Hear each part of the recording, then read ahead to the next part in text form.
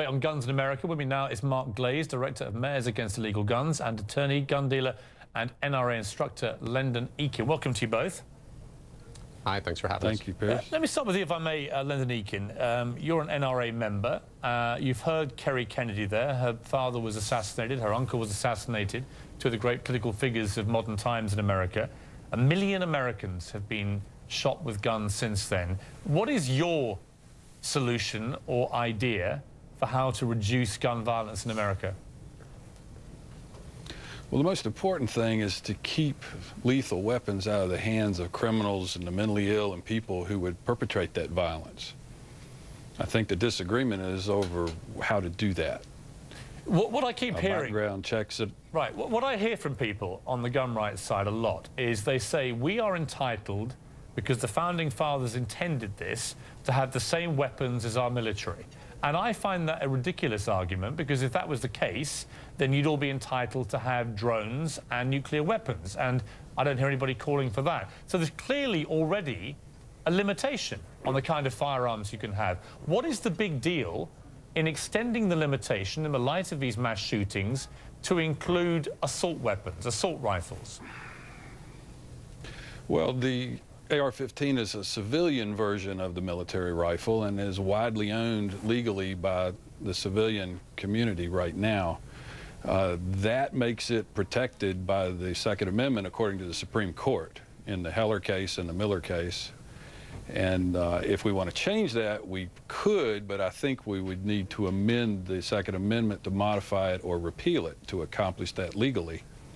Right, Mark Glaze, I mean, there are people now beginning to say, yes, maybe we should look as a nation at amending the Second Amendment again, and the reason, or repealing it, because the wording has been so open to interpretation that nobody seems quite sure what it means or what the Founding Fathers truly intended. Well, look, it's always, a tough task figuring out what the framers intended, but I don't think you need to rewrite the Second Amendment to do everything we need to keep guns out of the wrong hands. Look, we know that, Justice Scalia, not a fan of gun control, we think, when he wrote in the Heller decision that particularly dangerous weapons can be banned to protect public safety, and other laws can be passed, like background checks, like restrictions on where you can carry certain kinds of guns. All of those laws were deemed perfectly acceptable. The question is, how far does that right extend? And that's one of the conversations we're having now. But I don't think any of the proposals that's being debated in Washington today even bumps up close to the constitutional line. You see, Lenden Eakin, here's the thing. America didn't used to have drink driving rules. And so many millions of Americans used to drink and drive, and it killed a lot of Americans. And America woke up one day collectively and went, enough. And they brought in pretty tough laws about drink driving. And as a result, the number of Americans killed by alcohol-related deaths in cars has absolutely plummeted.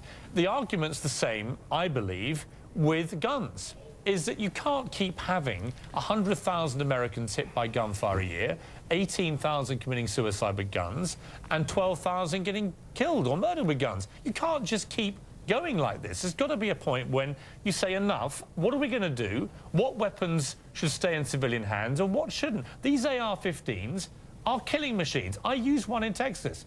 And the idea of those being used by deranged young people in Sandy Hook Elementary School, with those poor kids, as Joe Biden so emotionally said today, it sickens me. And I just don't think it's enough to say, I want the right to go hog hunting with these.